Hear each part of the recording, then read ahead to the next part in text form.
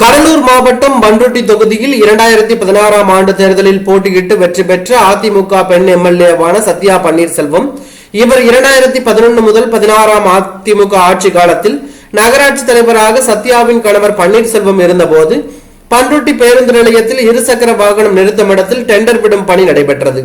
அந்த டெண்டரில் 20 லட்சம் ரூபாய் பண மோசடியில் ஈடுபட்டதாக நேற்று கடலூர் லஞ்ச ஒழிப்புத்துறை போலீசார் வழக்கு பதிவு செய்தார்கள். இந்த வழக்கில் முன்னாள் எம்எல்ஏவின் கணவர் பன்னீர்செல்வம் முதல் குற்றவாளியாகவும் அப்போதைய நகராட்சி ஆணையாளராக இருந்த பெருமாள் என்பவர் இரண்டாவது குற்றவாளியாக சேர்த்து மொத்தமாக 6 பேர் இந்த வழக்கில் கொண்டு வரப்பட்டார்கள்.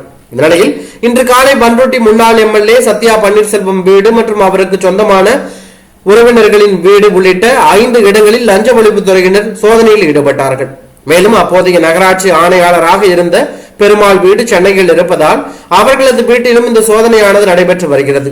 கடலூர் மாவட்ட கூடுதல் கண்காணிப்பாளர் தேவநாதன் தலைமையிலான போலீசார் இந்த சோதனையில் ஈடுபட்டு வருவதாக தகவல் வெளியாகி அதிமுகவினர் மத்தியில் பெரும் அதிர்ச்சியை ஏற்படுத்தி உள்ளது.